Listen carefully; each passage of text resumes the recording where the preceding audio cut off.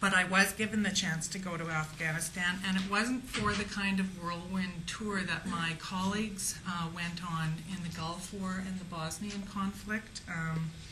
I had acquaintances who did go over to those. They usually went for a week at a time. It was usually a fairly prescribed visit.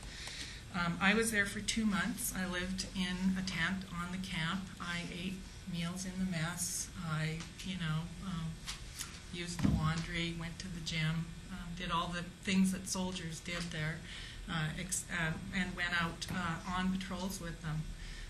Foot patrols, tank patrols, various things that they did.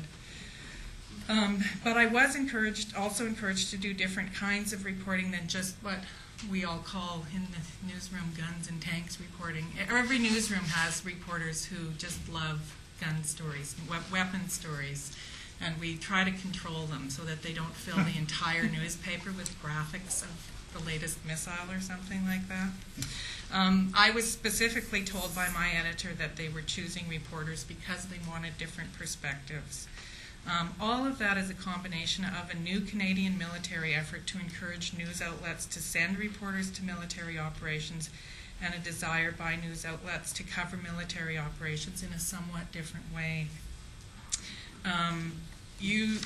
One thing that you should understand about the last 4 years of reporting is that the Canadian military made a very deliberate decision to embed reporters, which means you get free room and board while you're there, which is extremely attractive to cash-strapped news organizations.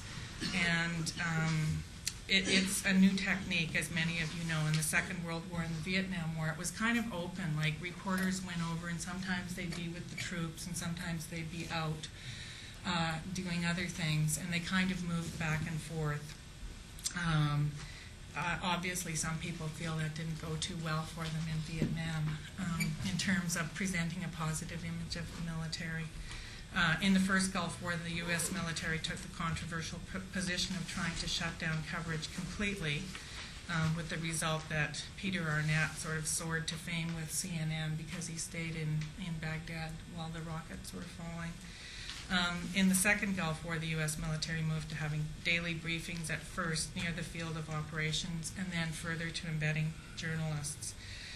Obviously, the Canadian military wanted to do this embedding to get more coverage than just bodies coming home or generals speaking in Canada about this or that.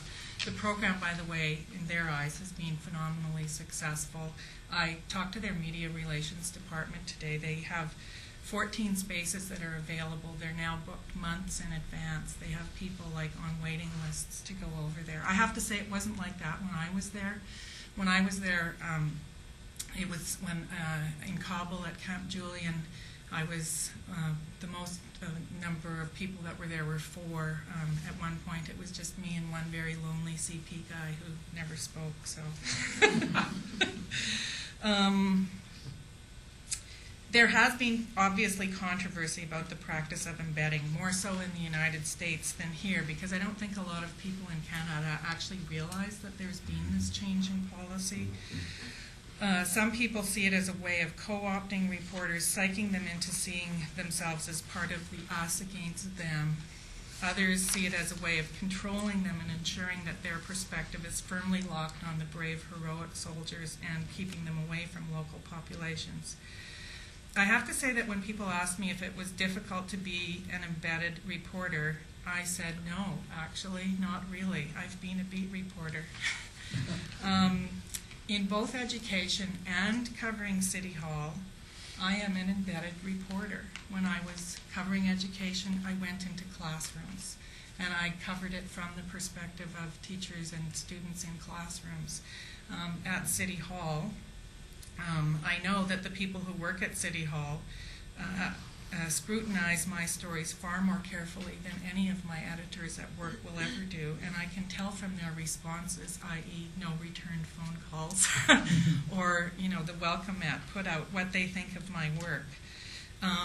So I think sometimes, or my sense is that this idea that somehow it's wrong to be embedded fails to grasp what reporters often do in many other areas. I mean, I actually think teachers would love it if there were more embedded reporters in their classrooms.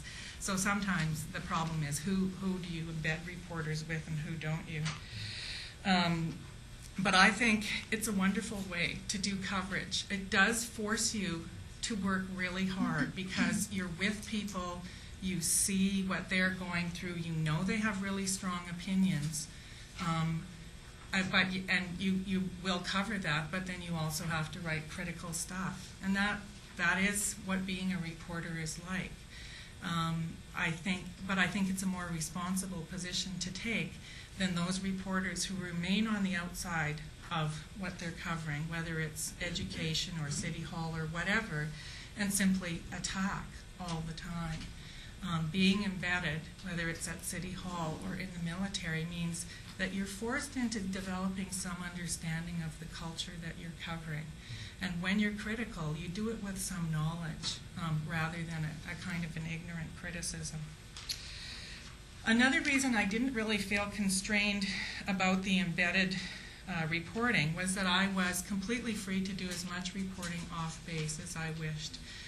I had a driver and an interpreter, and I went off base 4 to 5 to 6 times a week.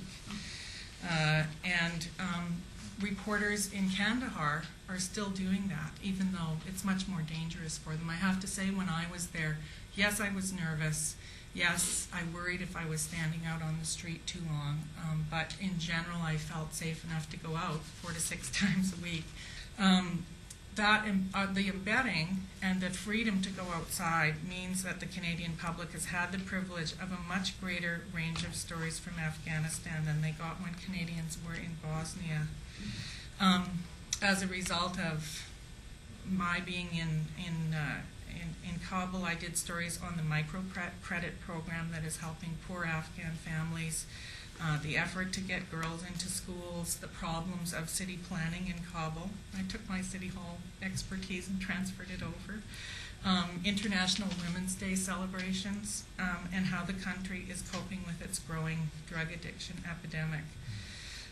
Jane Armstrong from the Globe and Mail, who was over there this fall, filed stories on teenage brides who are in jail for running away from the elderly men they were forced to marry, and the personal threats that Afghan women are facing because of their work with social agencies.